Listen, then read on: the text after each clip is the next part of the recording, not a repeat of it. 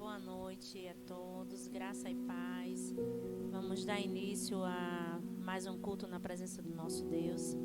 Agradecer a Ele por todos os feitos, pelo privilégio que temos, que mesmo em meio de via online, mas a gente tem o privilégio de estarmos proclamando o nome do Senhor e adorando a esse Deus tão maravilhoso. Antes de iniciarmos, vamos orar ao Senhor.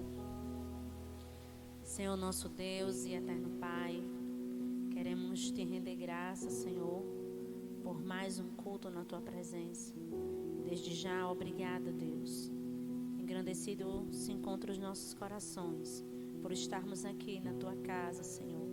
Podemos te cultuar, te adorar, falar do teu amor, da tua graça e da tua misericórdia. Toma a direção de tudo o que vai ser feito aqui, Pai, para o louvor e glória do teu santo nome. É assim que nós te oramos e já te agradecemos em nome de Jesus. Amém. Antes de começar o momento de louvor, eu quero ler o Salmo 92, a parte A, que diz assim: Bom é render graças ao Senhor e cantar louvores ao teu nome, ó Altíssimo. Anunciar de manhã a tua misericórdia e durante as noites a tua fidelidade. Amém? Vamos continuar adorando ao nosso Deus. Viemos aqui, Deus, para te adorar, para te exaltar.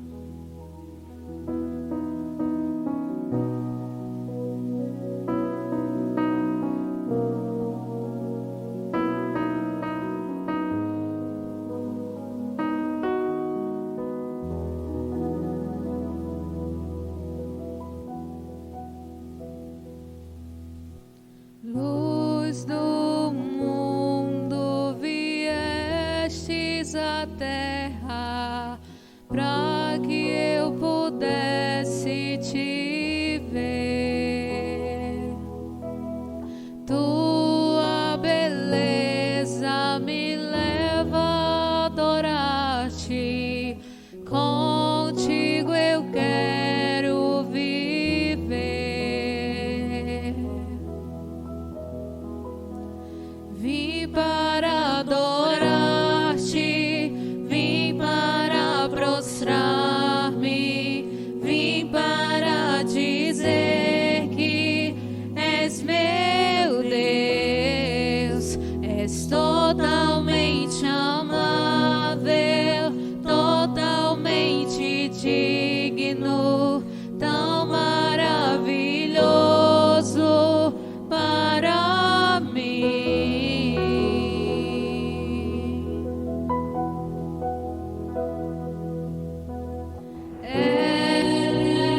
Deus, exaltado nas alturas, glorioso nos céus. Humilde viestes à terra que criastes, por amor o pobre se fez.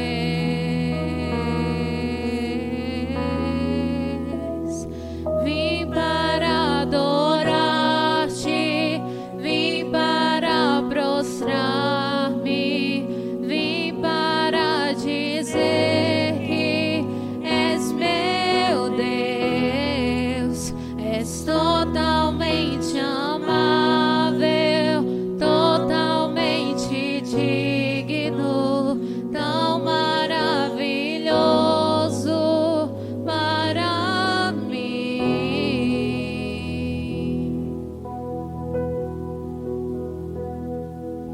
Eu nunca saberei o preço dos meus pecados lá na cruz. Eu nunca saberei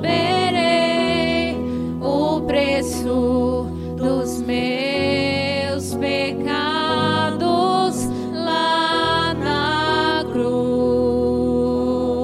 cruz. Vim para adorar-te, vim para prostrar.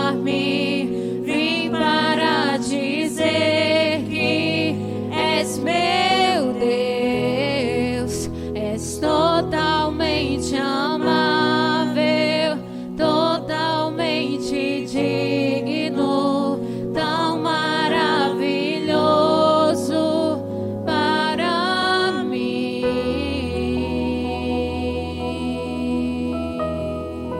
Aleluia. Para isso, Senhor, o Senhor nos criou, para te adorar, para te exaltar, para te render graças, Senhor. Nos concede um coração quebrantado, Deus, na tua presença. Um espírito humilde, reto, sincero, Deus, que agrade o teu coração.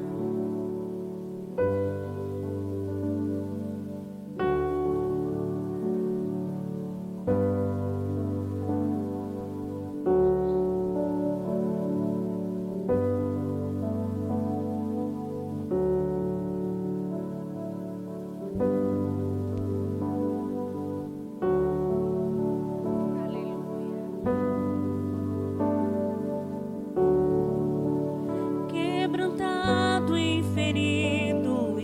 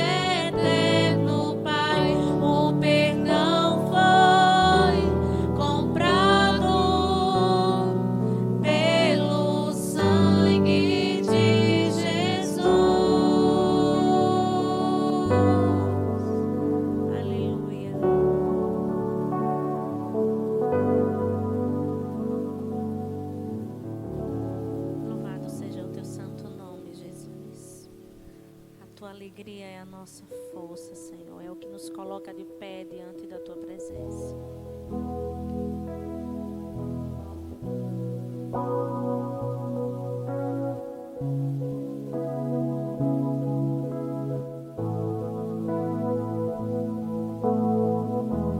Pai, eu sei, tua presença acrescenta paz. Não há espaço para confusão. Pai, então, pra que me preocupar com a aflição e com as dores do meu coração? Se tua presença só traz alegria, tua alegria é a minha força, tua alegria é a minha força, tua alegria é a minha força. Se tua presença só traz alegria, tua alegria é a minha força, tua alegria é a minha força, tua alegria é a minha força. Pai, eu sei, tua presença acrescenta paz. Não há espaço para confusão.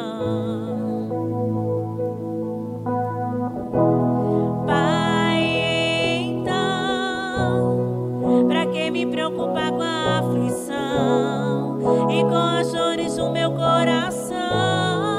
Se tua presença só traz alegria, tua alegria é a minha força, tua alegria é a minha força, tua alegria é a minha força. Se tua presença só traz alegria, tua alegria é a minha força, tua alegria força, tua alegria é a minha força.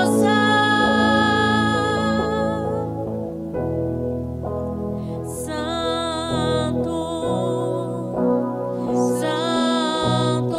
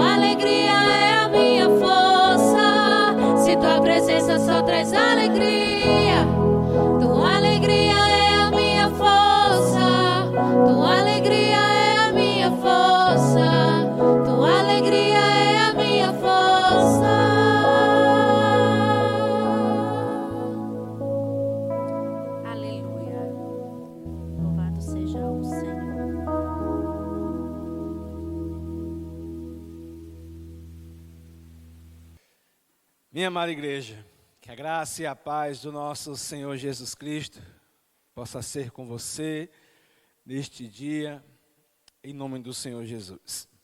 Espere em Deus, que você esteja bem, que Deus em sua graça e em sua bondade possa estar guardando a sua vida, possa estar guardando a sua família, em nome do Senhor Jesus. Esta semana, mais precisamente quinta-feira passada, na Escola Bíblica dos Jovens, nós que estamos estudando a revista com o tema Os Desafios da Juventude na Vida Pós-Moderna, a gente trabalhou o tema Sem Medo de Ser Diferente. Trabalhamos a ideia de identidade cristã. E eu acredito que esse tema seja um tema bastante relevante para nós nesse tempo presente agora. E por esse motivo, eu queria nessa noite trazer para você uma mensagem para nós refletirmos com base na palavra de Deus com o tema: uma nova identidade a partir da cruz de Cristo. Uma nova identidade a partir da cruz de Cristo. E o texto que vou usar como base para esta exposição nessa noite se encontra na segunda carta do apóstolo Paulo, no capítulo 5. Segunda carta do apóstolo Paulo, capítulo 5. Você que está na sua casa, pegue a sua Bíblia, acompanhe comigo, por gentileza, essa leitura. Segunda carta do apóstolo Paulo à igreja de Coríntios, capítulo 5.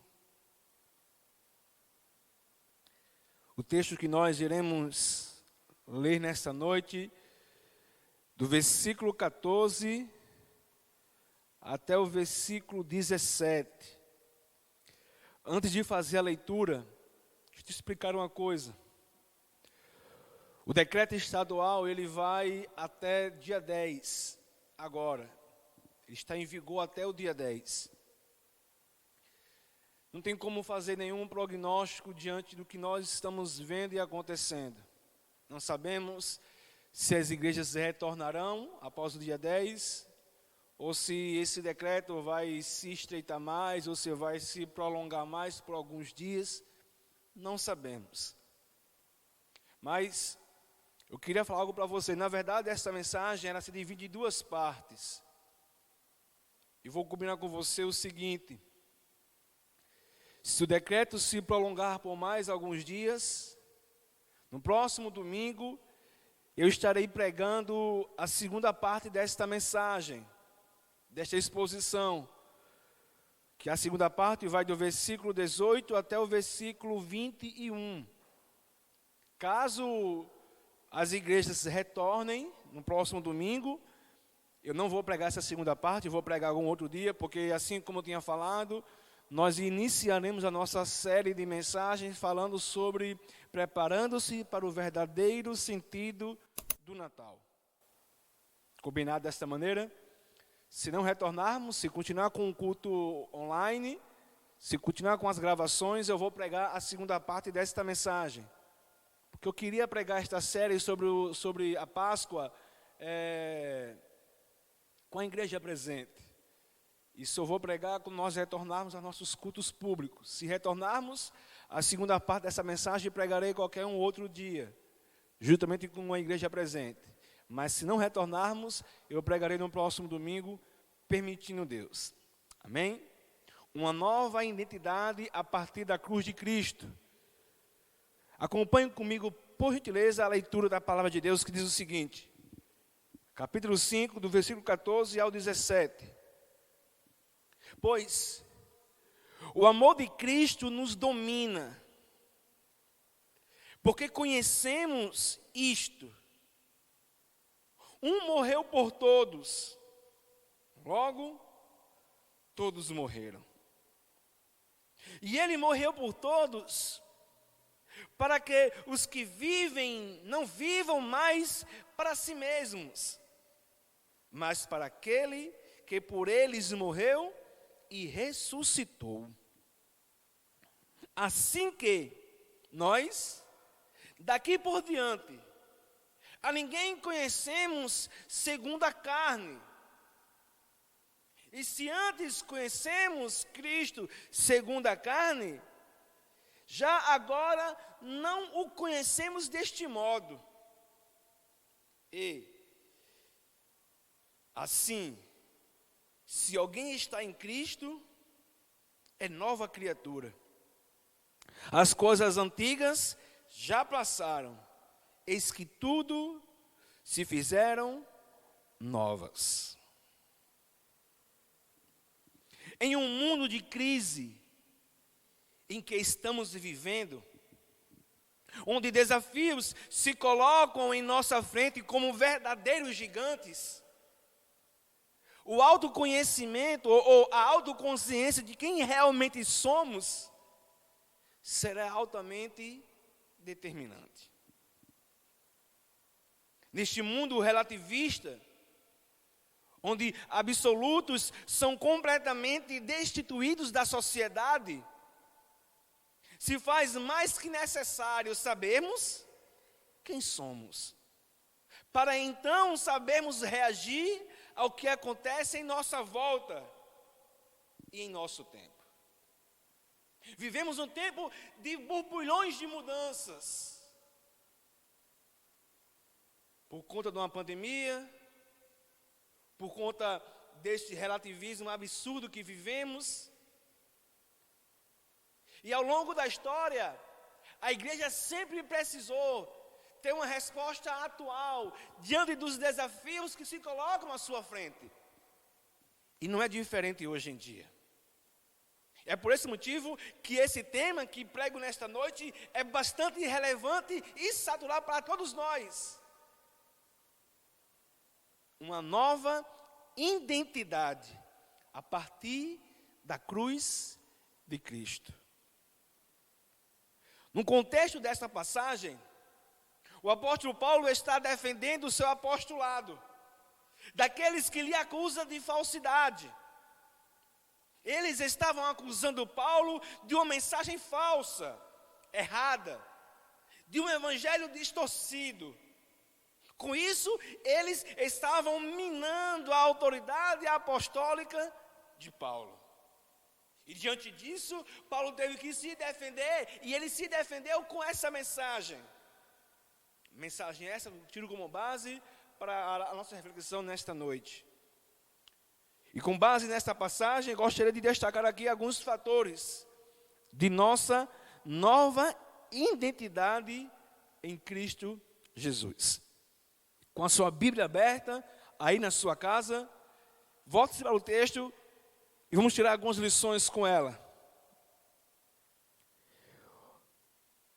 O primeiro ponto que eu destaco aqui é sobre o amor de Cristo, a razão da nossa identidade. E quando eu falo de razão, eu não estou falando de razão no sentido lógico da coisa. Quando eu falo de razão aqui, eu falo de algo como que origem, como que início, como que princípio. Até porque não há nada lógico no amor de Deus para conosco. E se tem uma coisa que não é lógico para com o homem, é o amor de Deus para com ele. E Deus manifestou o seu amor de modo totalmente incondicional a todos os homens.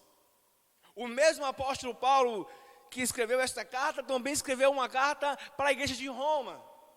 E lá no capítulo 5 vai dizer que Deus prova o seu amor para conosco, em que Cristo morreu por nós, sendo nós ainda pecadores.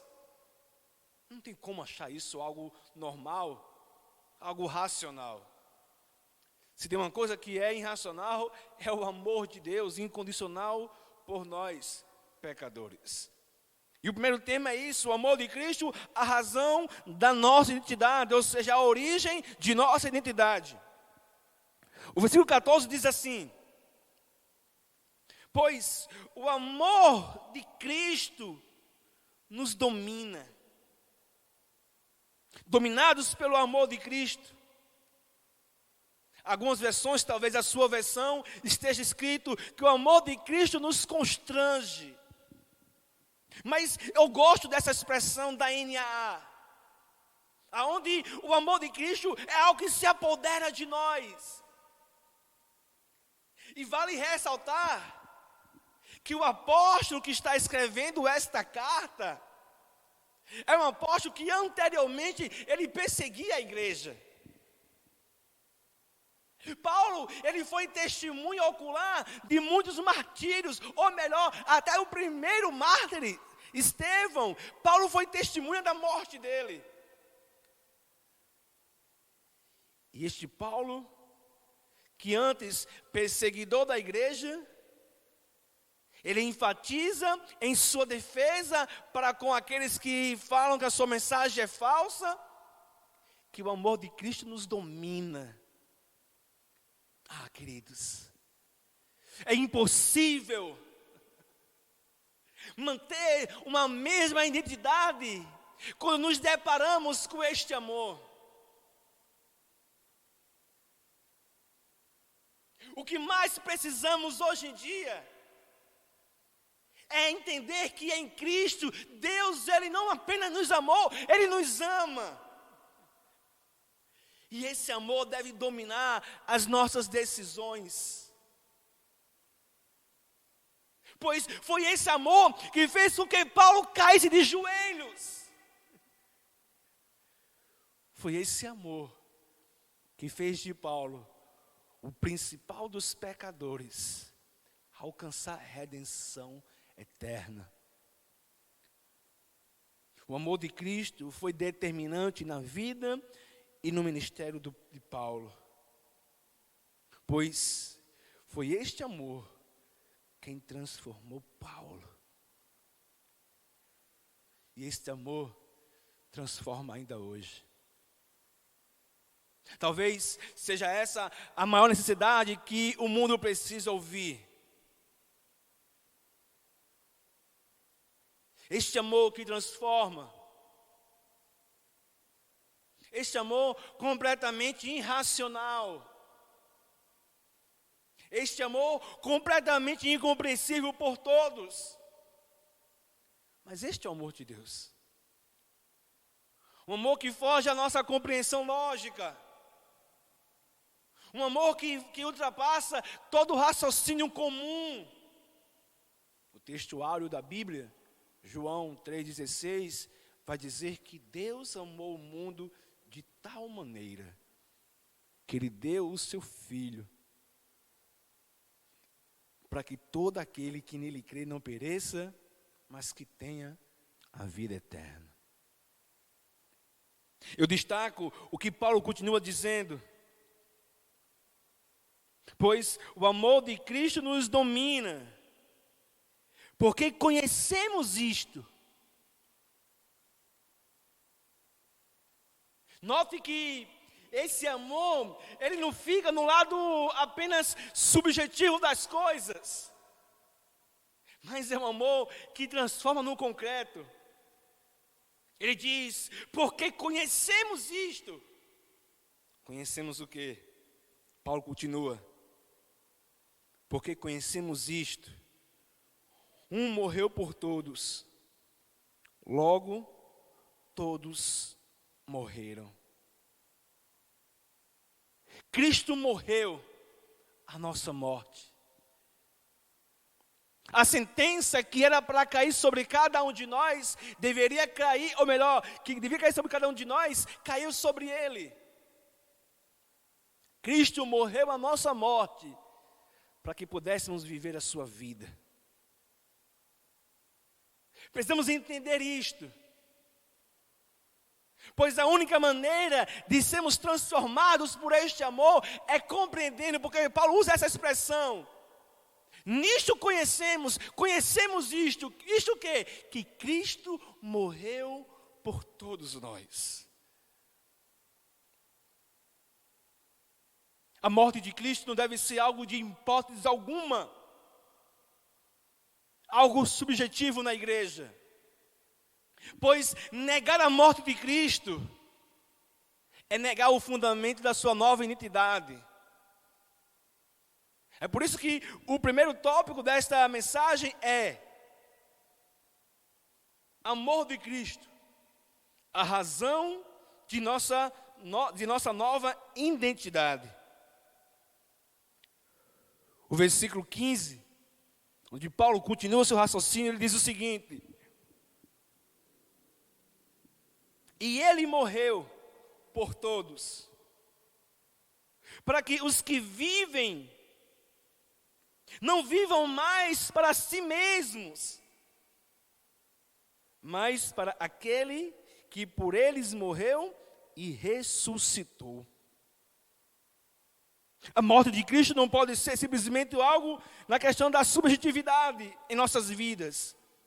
mas deve nos levar a algo concreto, em uma vida completa de dedicação a Ele. O Cristo que morreu por nós, e uma vez alcançados por esperar, isso vai resultar em uma vida completa de dedicação a Cristo. Ele morreu por todos, para que aqueles que vivam, não vivam mais para si mesmo, mas para aquele que por eles morreu e ressuscitou. A nossa nova identidade em Cristo nos leva a uma vida de sacrifício mútuo ao próximo. Pois nunca houve uma geração que vivesse tanto para si mesmo como nesses dias atuais. Nunca houve uma geração tão egocêntrica como nossos dias atuais. Uma geração que apenas se preocupa com o seu umbigo. Minha amada igreja, a nossa nova identidade em Cristo reflete em nós uma vida não mais para si mesmo.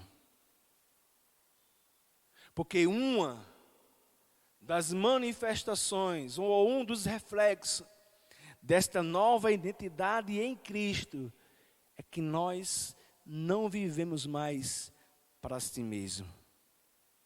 Pois Paulo diz isso. Versículo 15. E ele morreu por todos, para que os que vivem não vivam mais para si mesmo, mas para aquele que por eles morreu e ressuscitou. Eu destaco aqui a última expressão desse versículo 15. Que não vivem mais para si mesmo, mas para aquele que por eles morreu e ressuscitou. O fundamento de Cristo está em sua ressurreição.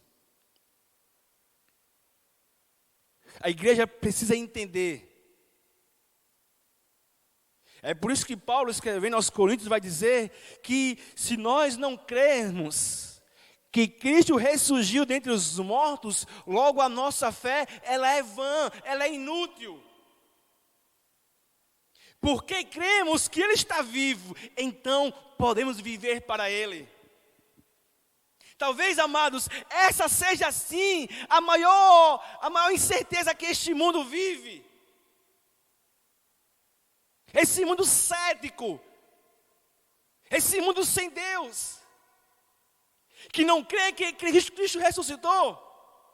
Mas eu te garanto, com base na palavra de Deus, que aquele que morreu, Ele mesmo deu testemunho de si mesmo: eis que estou vivo pelos séculos dos séculos. O Cristo que morreu está vivo, e porque Ele está vivo, podemos sim, em uma nova identidade cristã, viver para a glória dEle. Pois como o texto assim mesmo o diz, Ele morreu por todos, para que os que vivem não vivam mais para si, mas para aquele que por eles morreu e ressuscitou. O mundo nunca vai entender isso. O Cristo que servimos, o Cristo para quem vivemos, não é um Cristo de material inanimado. Não é um Cristo de borracha. Não é um Cristo de madeira. Não é um Cristo que é carregado. O Cristo para quem vivemos, sim, foi até pendurado, mas Ele ressurgiu dentre os mortos, e eis que está vivo pelos séculos dos séculos. Por isso que a razão da nossa fé está em saber e crer que Cristo ressurgiu dentre os mortos.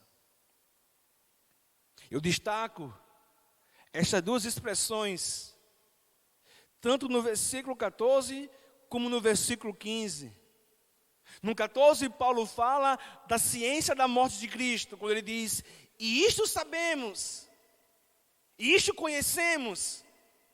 E no 15 ele fala, o Cristo que morreu, mas que ressuscitou, e para ele vivemos. A nossa nova identidade em Cristo, marcada pelo amor de Deus, nos leva a viver uma vida de completa dedicação a Ele. Cristo não muda a nossa identidade para que continuemos a viver para si mesmo. A nossa nova identidade em Cristo nos condiciona a viver para Ele. A primeira parte desse texto, o amor de Cristo, a razão da nossa identidade. E a segunda parte desse texto, que vai do versículo 16 ao 17, fala sobre o fundamento da nossa nova identidade. No verso 16, o texto diz o seguinte: assim que nós quem? Nós que vivemos para Cristo. Nós quem? Nós por quem Cristo morreu. Nós quem? Nós que cremos que Cristo ressurgiu dentre os mortos.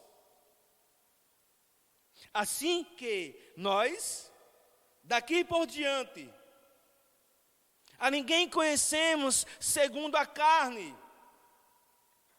E se antes conhecemos Cristo segundo a carne, já agora não o conhecemos deste modo.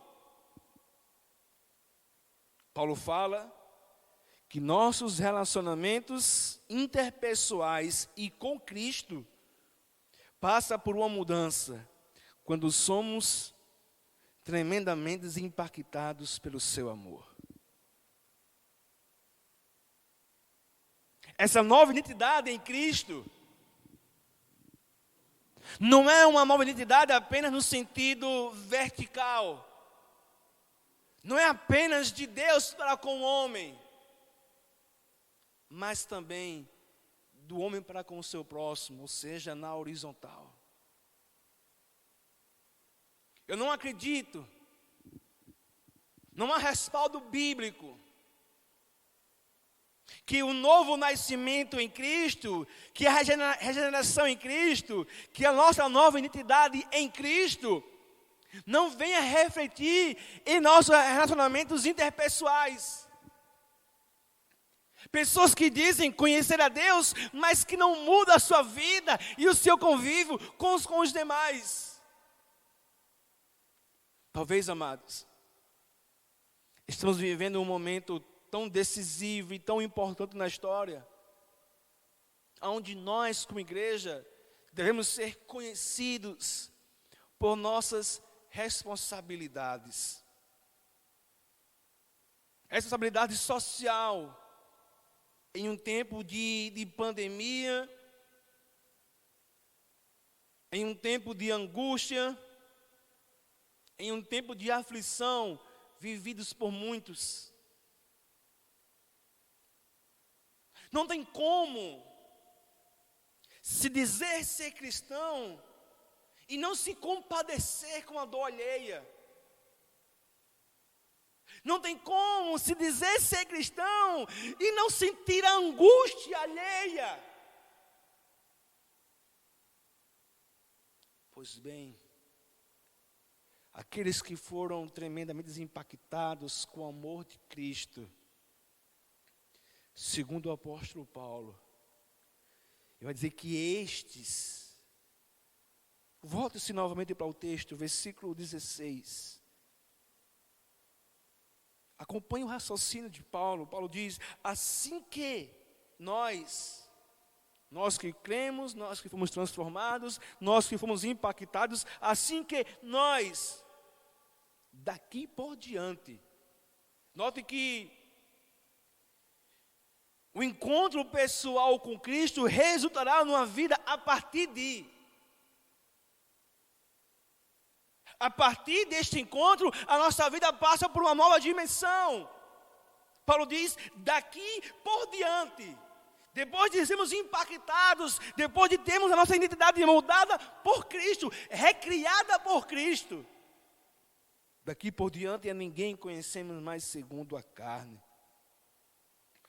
Uma vez transformado por este amor, a nossa visão muda completamente.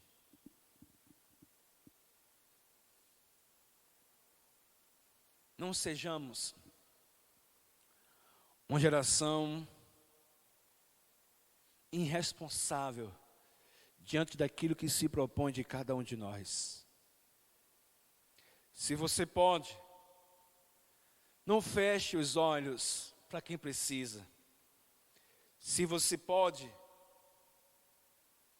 não recolha a mão a quem lhe pede. Se você pode, não feche os ouvidos a quem precisa. A nossa nova identidade em Cristo muda não apenas o nosso convívio com Deus, é óbvio isso, mas reflete em nossa vida para com o próximo. Pois daqui por diante,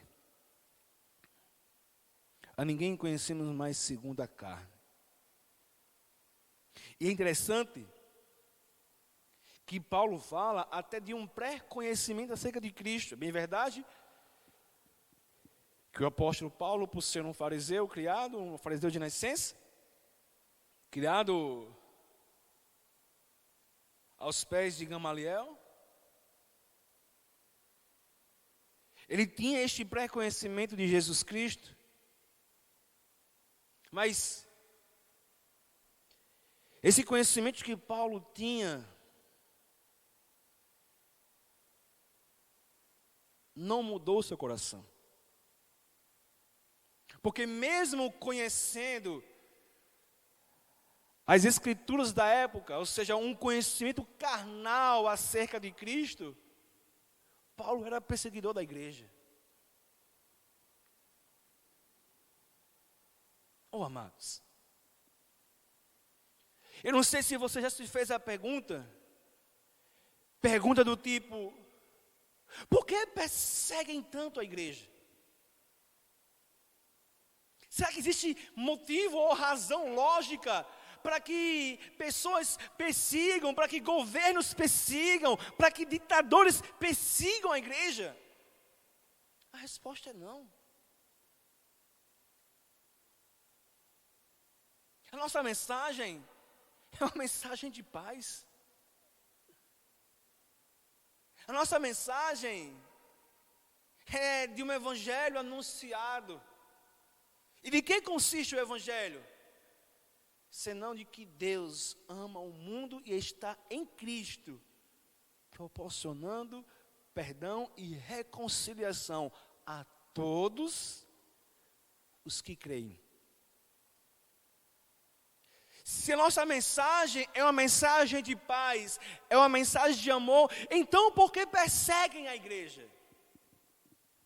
Eles perseguem a igreja porque assim como Paulo, quando tinha um conhecimento carnal ou lógico de Cristo, isso não é transformador. Mas quando Paulo se depara com aquele amor, o amor do versículo 14, que é aquele amor que domina ele, que constrange ele, aí já não é mais um conhecimento segundo a carne, mas segundo a auto-revelação de Cristo Jesus. É por esse motivo, minha amada igreja, que nós não podemos parar de pregar o Evangelho. O Evangelho é a proclamação da reconciliação de Deus com o mundo, através de Jesus Cristo, o nosso Redentor e o nosso Salvador. Essa mensagem deve ser proclamada.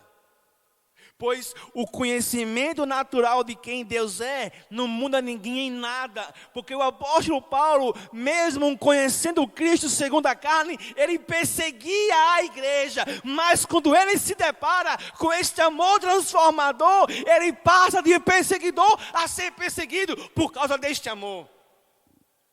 E esta mensagem que deve existir em nossos lábios. Que nada, que ninguém arranque de nós esta ousadia. As igrejas podem até estarem fechadas, mas nós somos os embaixadores desta nova mensagem, desta nova reconciliação, dessa mensagem de redenção que Deus proporcionou em Cristo Jesus, o nosso Senhor. Essa é a mensagem que eu pregarei semana que vem.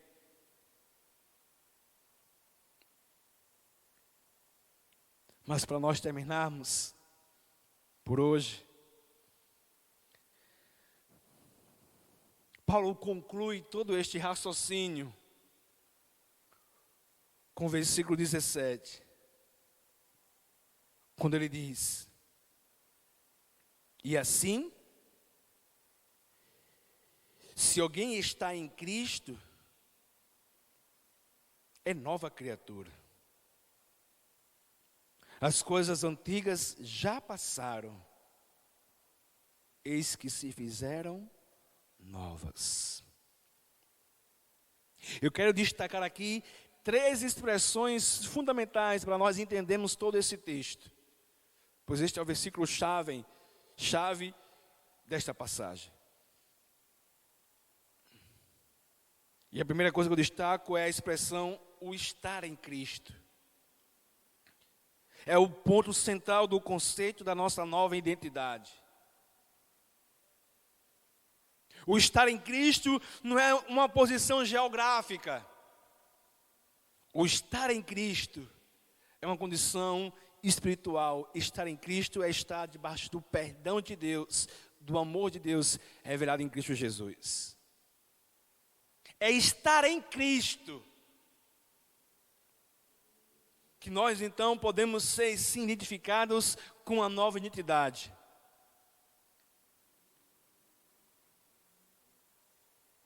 A segunda parte que eu destaco é o ser nova criatura. E se assim, se alguém está em Cristo, ela é nova criatura. E eu chamo sua atenção para essa palavra nova. A ideia da palavra nova aqui não é de simplesmente ser melhorado. A palavra no original aqui no grego nova é algo que é fresco, ou seja, recém-criado. O estar em Cristo faz com que a nossa vida seja não apenas melhorada, mas seja em Cristo recriada. É por esse motivo que o tema dessa mensagem é uma nova identidade a partir da cruz de Cristo. Quando nos deparamos com a cruz de Cristo, e quando me refiro à cruz, me refiro à morte de Cristo. Essa morte traz a nós uma transformação tão profunda que nós somos recriados, feitos novas criaturas, feitos novos em Cristo Jesus, o nosso Senhor. O estar em Cristo faz de nós nova criatura. É por isso que a cruz de Cristo, ela é a causa central da nossa nova identidade. É por esse motivo, amados, que é impossível uma pessoa conhecer Cristo e viver da mesma maneira. É impossível conhecer Cristo e não ter a sua vida, os seus hábitos, seus conceitos, suas filosofias mudadas. É impossível. O estar em Cristo faz de nós nova criatura.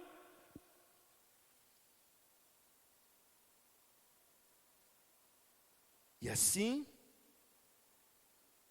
se alguém está em Cristo. Note que Paulo vem construindo um raciocínio. Que a morte de Cristo, ela tem eficácia para quem está nele. A morte de Cristo só traz uma nova identidade para quem crê.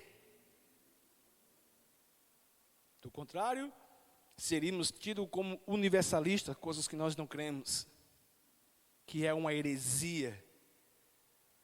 A morte de Cristo tem eficácia a todos os que creem, porque os que creem estão em Cristo.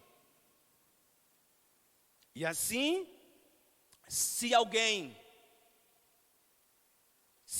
está em Cristo, ele é nova criatura. Ele não é uma criatura melhorada. Não é que ele antes fazia ou deixou de fazer, não. Ele foi recriado em Cristo. Deus fez nele uma nova pessoa. Ele nasceu de novo em Cristo. Eu posso dizer claramente que a cruz de Cristo é o ventre do novo nascimento, da nossa nova identidade.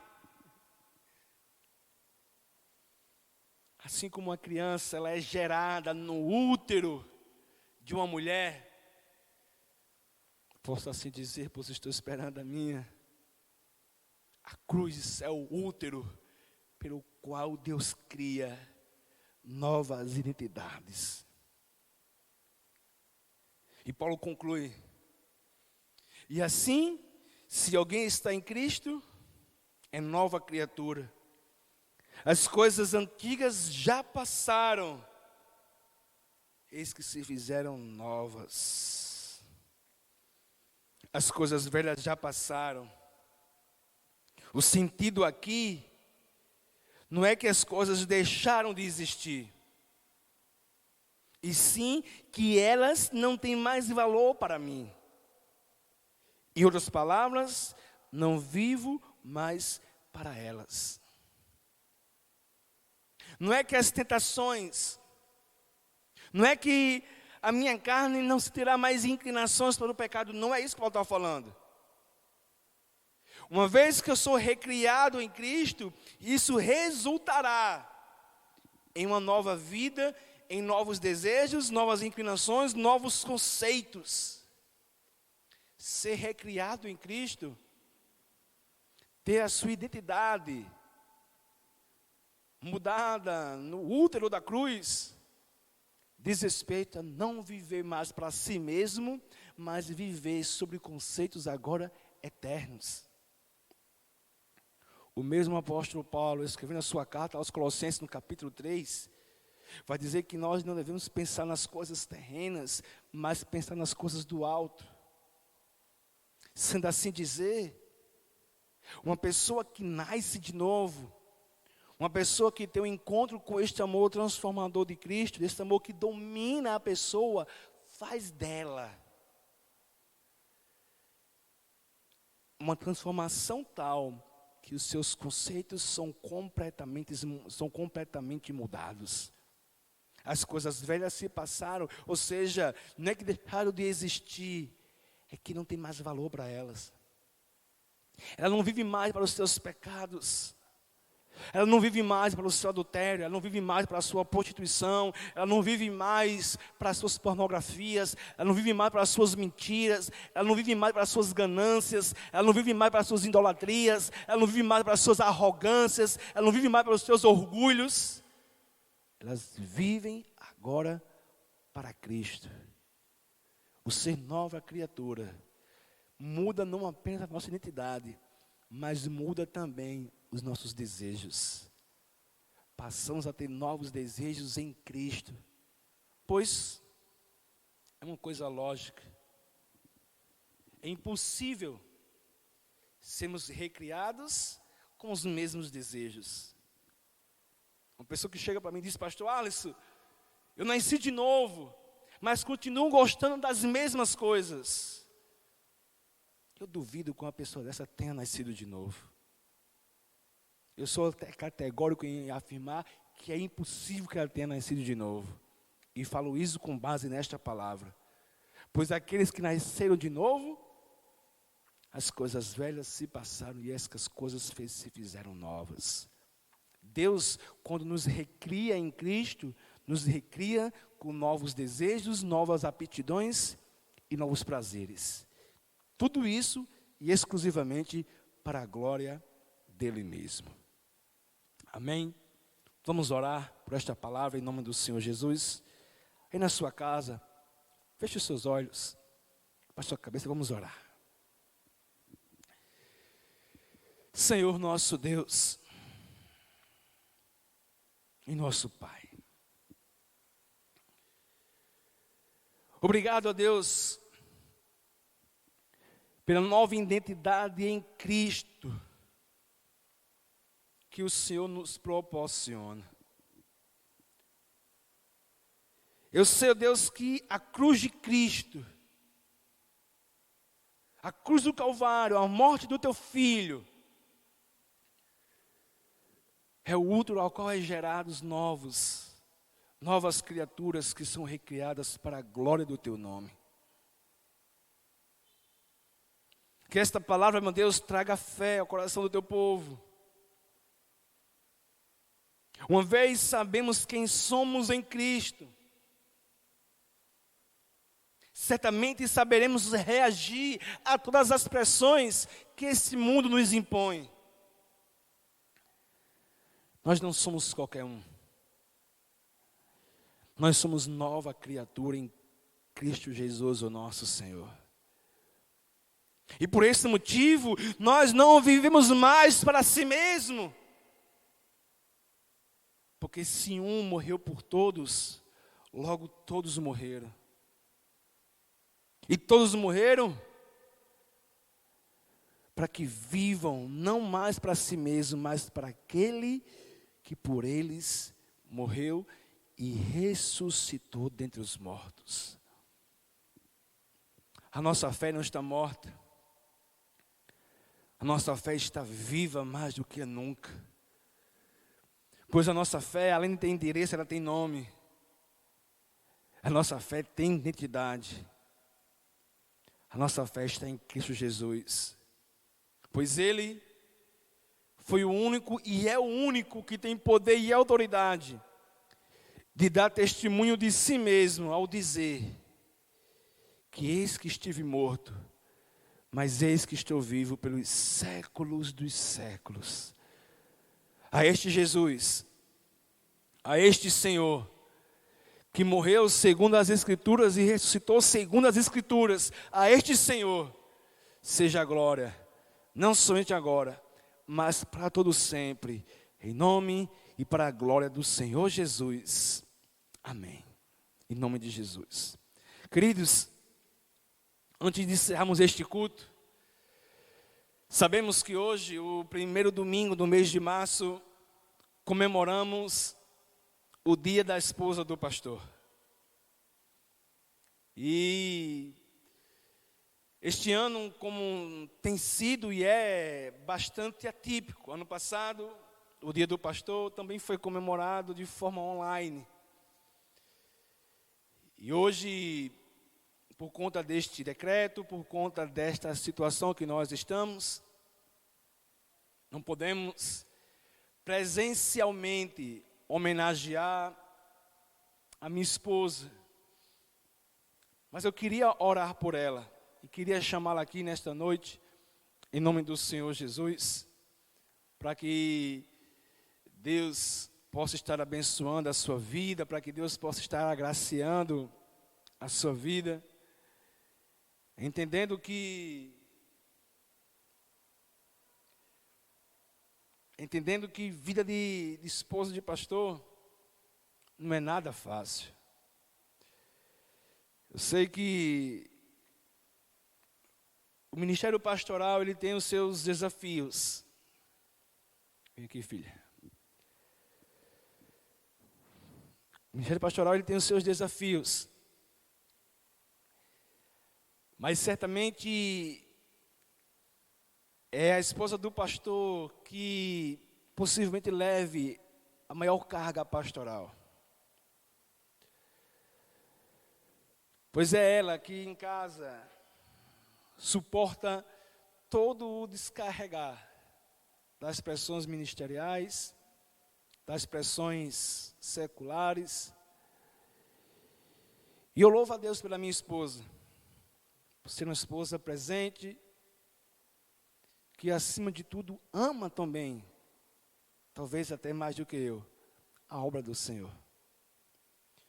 Eu louvo a Deus por tê-la na minha vida e por junto comigo fazer a obra aqui nesta igreja. Queremos dizer a vocês que amamos servir a Deus servindo vocês. Vocês são extremamente especiais para cada um de nós. O nosso prazer, a nossa alegria é estar juntamente com vocês sempre. A minha oração, e peço a vocês que vocês continuem orando por ela, pela minha baixinha, em nome de Jesus. Agora mais do que nunca, onde Catarina já está cada vez mais próximo, para que Deus possa conceder saúde, conceder graça, e que a vontade dele se cumpra em nossa vida, em nome do Senhor Jesus. Aí na sua casa, vamos orar por ela, em nome do Senhor Jesus. Senhor nosso Deus e nosso Pai, hoje é comemorado, ó Deus, no meio da tradição batista, o dia da esposa do pastor. Eu quero, Deus, te louvar pelo Senhor levantar estas mulheres guerreiras, essas mulheres valentes, essas mulheres amorosas, essas mulheres femininas, que o Senhor tem colocado, ó Deus, na vida dos teus servos. Mulheres de pastores que muitas vezes, ó Deus, não aparecem muitos nos púlpitos, mas são verdadeiras motivadoras nos bastidores. Eu oro, Deus, por todas as esposas de pastores.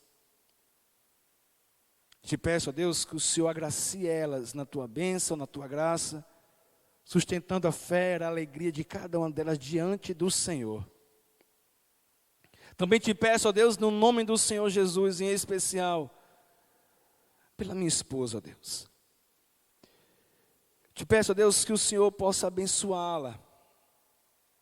Te peço, ó Deus, que em nome do Senhor Jesus, concede saúde, Deus. Que a nossa bebê, meu Deus, que o Senhor nos presenteou, possa vir com saúde, com alegria.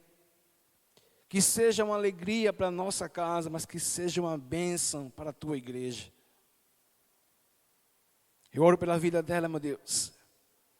E te peço que o Senhor me dê graça, como marido e como esposo, de poder amá-la, assim como Cristo amou a igreja. Abençoa, Deus, eu te peço a vida dela, no nome do Senhor Jesus, e para a glória dele, Pai. Em nome do Senhor Jesus, amém. Parabéns, meu amor. Amém? Receba as bênçãos apostólicas em nome de Jesus. Que o amor do nosso Deus, a graça do nosso Senhor Jesus Cristo, que a comunhão e a doce consolação do Espírito Santo de Deus seja com cada um de nós, não apenas hoje, mas para todo sempre. Em nome e para a glória do Senhor Jesus. Amém. Que Deus em Cristo te abençoe e te conceda uma semana de paz e alegria, em nome do Senhor Jesus. Até o próximo culto, permitindo Deus.